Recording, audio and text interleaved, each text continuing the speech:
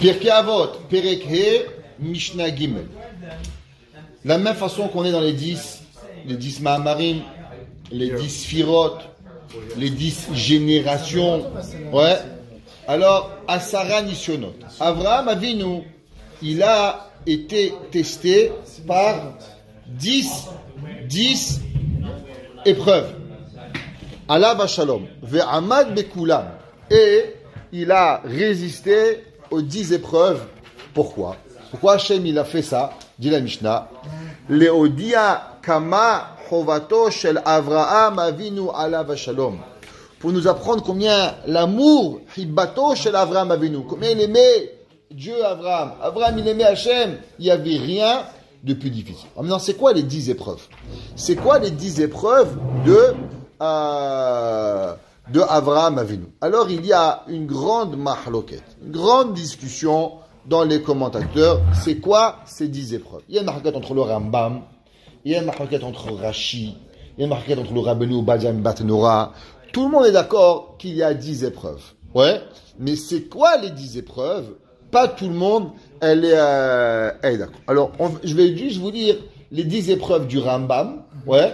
Après, on ira à Beth Hashem, à Rashi. Rashi, il n'est pas d'accord. Il y a différentes calculations, comment calculer. La première épreuve, qui dit le Rambam, c'est la conversion.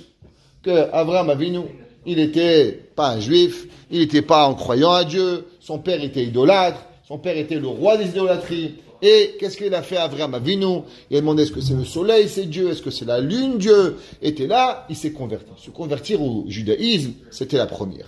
D'accord?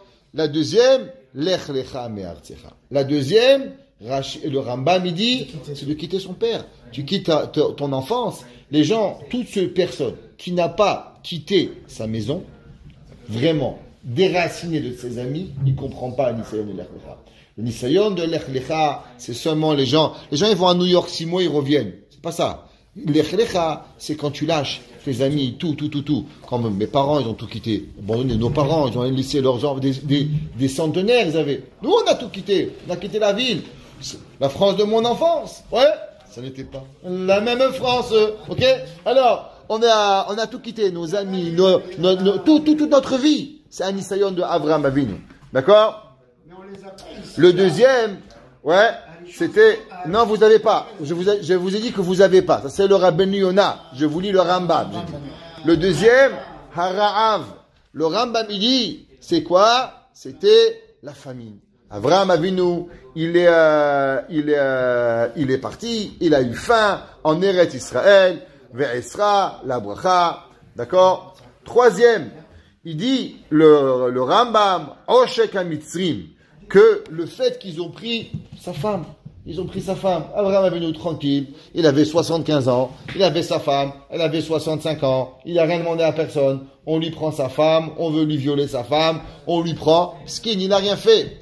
La quatrième, le Rambam il dit, Halchamo be'arba melachim, la guerre qu'il a eue avec les 4 rois. Il y a eu 4 rois qui sont partis en guerre contre 5 rois.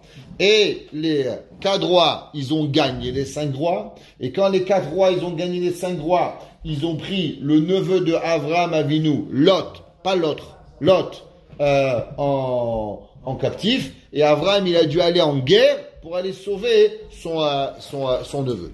Est-ce que c'est là où ils ont été avec les tzadikim, ils prenaient du sable, ils les envoyaient les pas de tzadikim, il y avait Avraham et Eliezer, il n'y a pas de tzadikim. Mais ça veut dire ils prenaient du sable, ils envoyaient Avraham et Eliezer, 2. Gemara dans Hérouville. Seulement 2 personnes. Alors, 2 personnes. La Gamitria d'Eliezer, elle est... 318. Mais la Gemara dit qu'il était parti tout seul là-bas.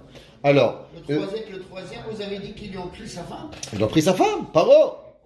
Un homme, tu prends sa femme, c'est rien. Ça, c'est un Nisayon? Bien sûr, Akadosh Baruch Hu, je fais tout pour toi. Je viens ici, tu me mènes en Égypte, en plus tu me piques ma femme. Et dans ce cas-là, c'était à son avantage. Après, il va avoir l'avantage. Le soir qu'il s'est retrouvé tout seul et qu'on a piqué sa femme. Quel avantage il a?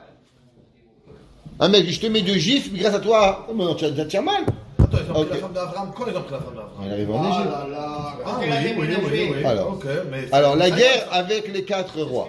Quelle est la raison pourquoi Avraham, il est parti en guerre? À cause que Avraham et Lot se ressemblaient. Et le roi de Sodome, il avait entendu que Avraham Avinu, il avait été jeté dans le feu et qu'il avait été sauvé, alors il a dit, je vais prendre Avram, je vais prendre Lot, je vais tuer Lot, et comme ça les gens ils vont croire que moi je suis plus fort qu'Avram. Et quand Avram il a compris le stratagème de Nimrod, c'est pour ça que Avram il est reparti chercher son neveu Lot. Pourquoi? Pour ne pas avoir de Chilul Hashem. Le cinquième, que il a dû prendre Hagar. Le Rambam y compte comme Nisayon le fait qu'il a dû marier Hagar, que lui il voulait pas Avram Avinu. La monogamie, ouais, elle fait partie de la judaïcité. La polygamie, ouais, elle est pas, la Torah, elle n'est pas d'accord. Avram, Adam Arishon, il avait une femme, pas deux femmes. Yitzhak Avinu, une femme. Yaakov n'a jamais voulu avoir plusieurs femmes. C'est Lavan qui lui a tourné la tête. Avraham Avinu, il s'est marié avec une femme, Sarah. Et le fait qu'il a dû se marier avec Hagar, le Rambam dit que c'était une épreuve pour lui. Pourquoi il devait marier une mitzrite, une femme mitzrite qui ne venait pas de sa famille? Mitzraïm, elle est Mekoulelet, elle vient de Couche, Holadet Mitzraïm. Et pour Avraham, c'était une épreuve torride de marier Hagar. Le sixième, le Rambam dit la circoncision, Brit Mila, à l'âge de 99 ans, Avram Avinu, il a dû faire la Brit Mila. La deuxième, il dit, le Rambam, qu'il a dû aller se battre avec Avimelech, le roi de Guérar, et encore une fois, on lui a piqué sa femme. Le huitième, qu'il a dû, après qu'il a dû marier Hagar, il a dû avoir un enfant, et maintenant il a dû les renvoyer les deux. Dieu y allait, maintenant il faut les renvoyer. Je ne veux pas la marier. Tu me forces à la marier. J'ai un enfant avec. Et maintenant je dois les balancer. Eh bien le Rambam dit que c'était la huitième épreuve. La neuvième épreuve, il dit c'était d'éloigner son fils Ishmaël. Éloigner Ishmaël, le Rambam dit, Avraham il avait un amour pour Ishmaël. Ouais. Il avait un amour pour Ishmaël?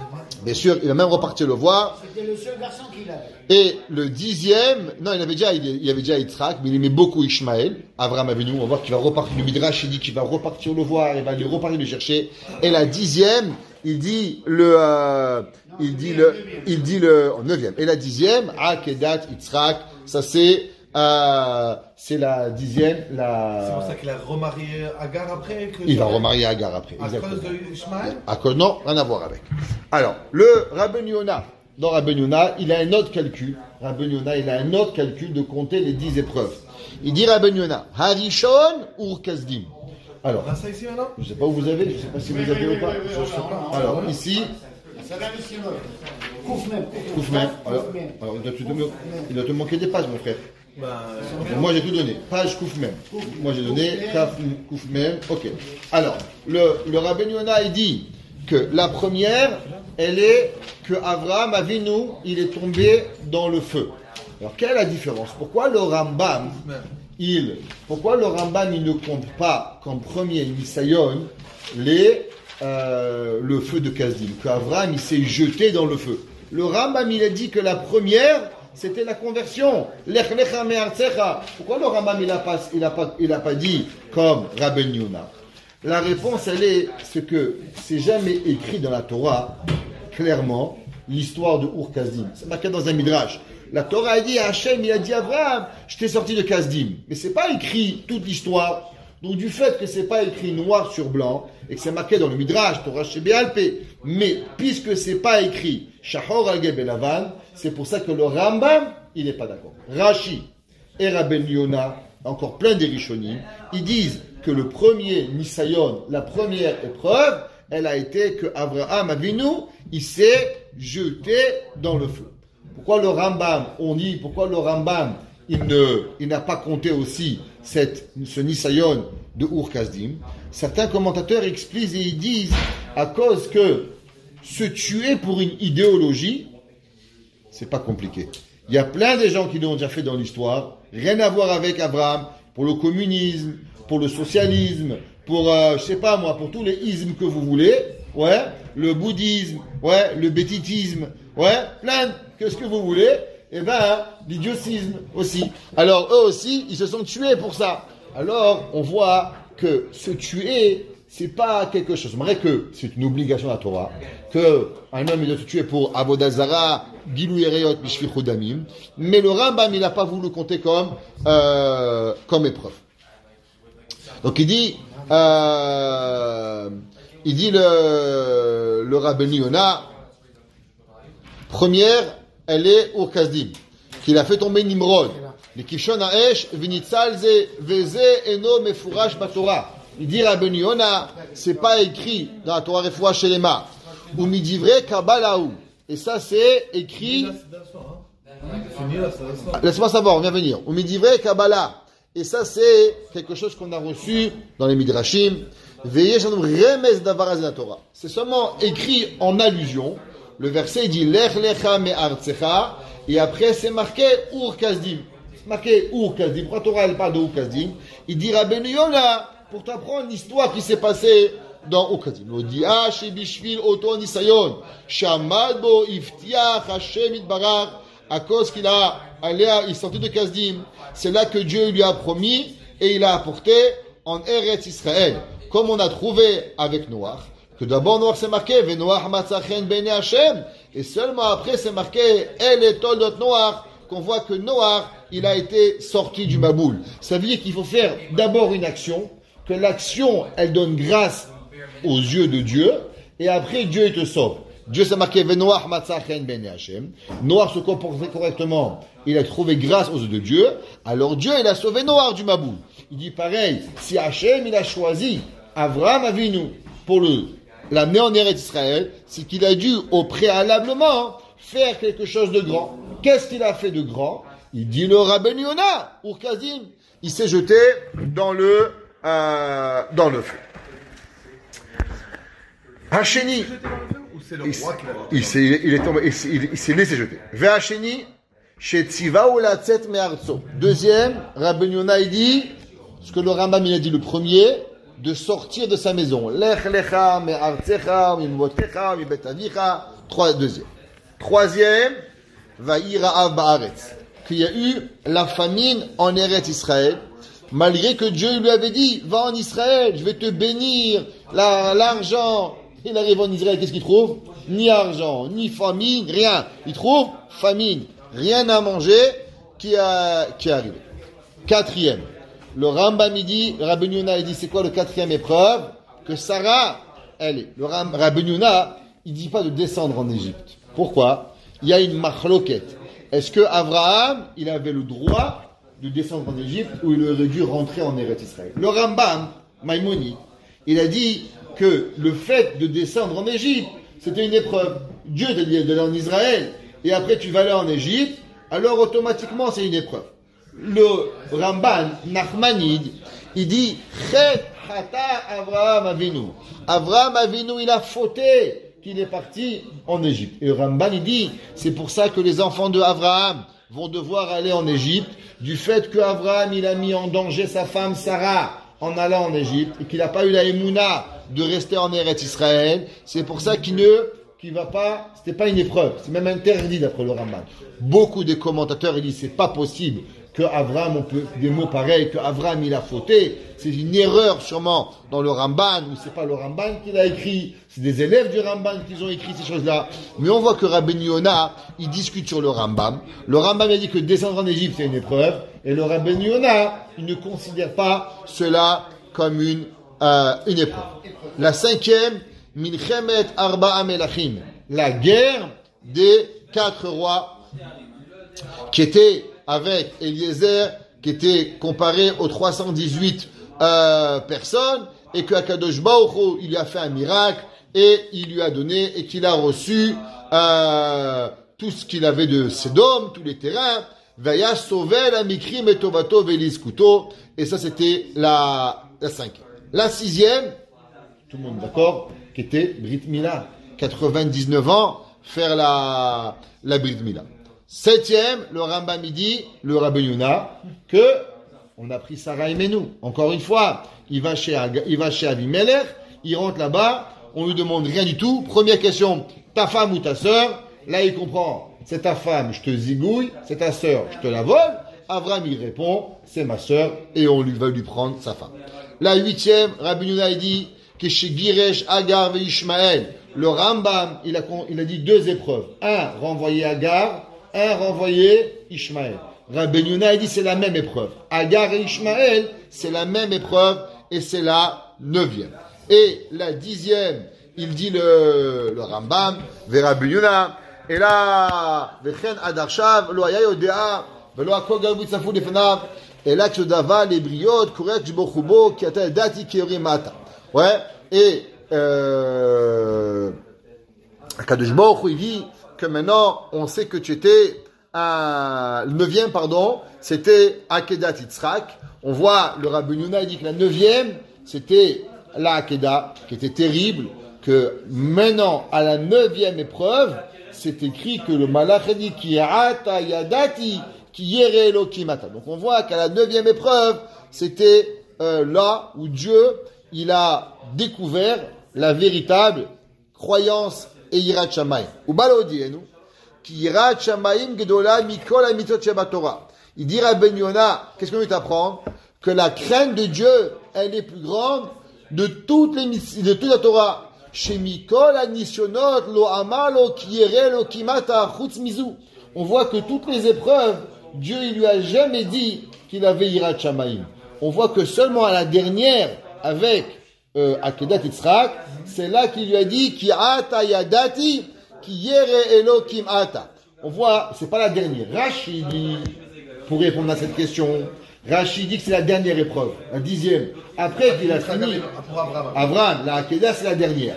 Rashi dit, c'est pour ça qu'à la fin, il a dit, Ki ata yadati ki yere elokim ata. Ça, c'est Rashi. Mais Rabbeinu Yonah dit, c'est pas vrai.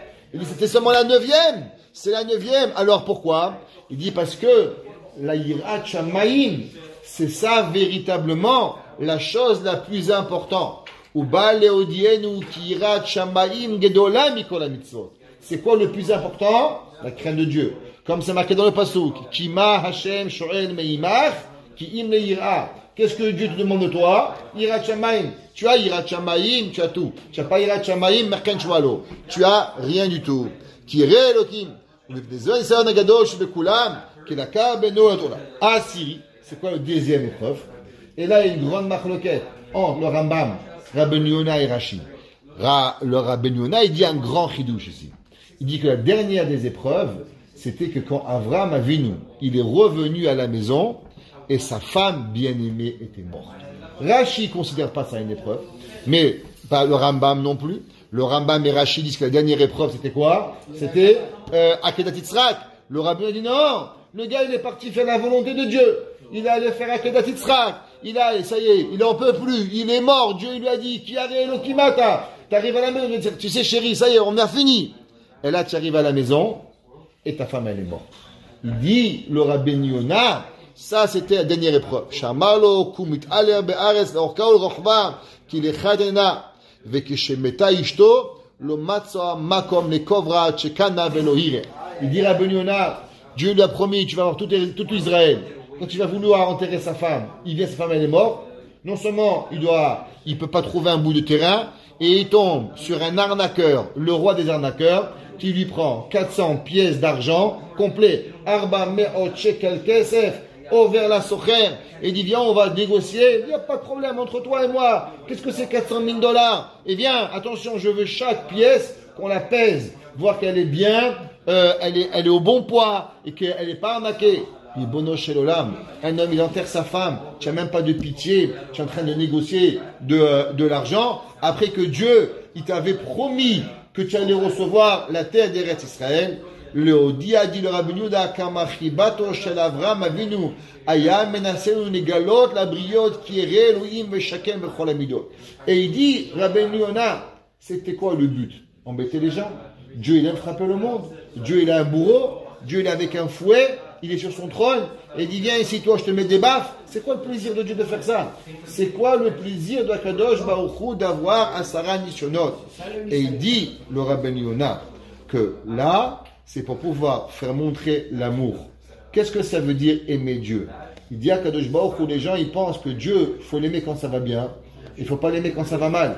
Il dit à Kadosh Baruch Hu, il a voulu faire montrer à l'humanité qu'est-ce que ça veut dire l'amour. Le Ramban, dans Parashat Devarim, Il dit, Akadosh Baruch Hu, il vous a pas choisi parce que vous êtes nombreux, mais il vous a choisi parce qu'il vous aime. Et il dit, le Ramban, mais Béhémet, pourquoi il nous aime, Dieu? Pourquoi il nous aime? Qu'est-ce qu'on a de particulier? Il dit, le Ramban, à cause que Dieu, il sait que le peuple juif, il peut en prendre plein la tête et il continue à aimer Dieu. C'est la seule et unique nation qui peut supporter autant de souffrances et continuer à avoir l'amour. Il dit le Ramban, ça c'est la raison qu'il Bechem. Il y a des Chinois, 1,5 milliard. Il y a des Hindous, 1,4 milliard. Alors qu'est-ce que tu viens chez nous, un peuple de 14 millions? On n'a rien à t'offrir. Tu as tout à m'offrir. Tu as à m'offrir que malgré toutes les souffrances que l'homme il pourra avoir, continuera à aimer Dieu. Et d'où est-ce que le juif, il prend cette force de pouvoir continuer, malgré qu'on lui prend son enfant, malgré qu'on lui prend sa femme, malgré qu'on lui prend son argent, malgré qu'on la famine, malgré qu'on le met dans les fours crématoires. Tout ça, d'où tu trouves cette force? Eh ben, on trouve ça dans Avraham Avinu. C'était les fours crématoires, Ur Kasdim. Les enfants morts, ça c'est la Akedat Yitzhak. La famine, dans les années, c'était Vaïra Av Baaretz. Les femmes qui ont été violées pendant des années, qu'on les prenait aux gens, c'était Sarah Emenu elle a été prise à chaque fois. Chaque fois, on a pris nos enfants, on les a donnés, on nous a volés. Ça c'est Ishmaël. Tout ce qui est arrivé à Avraham Avinu, il est pour créer, il a immobilisé, il a immortalisé, le peuple juif à tout jamais. Et ça, c'est Béhémet, ce que la Mishnah nous enseigne, que Avraham Avinu le Odia Chibato Shemakom, pour nous faire montrer à combien nous devons avoir l'amour inconditionnel envers Akadosh Baruch Hu, Baruch Adonai Leolam, Amen ve Amen.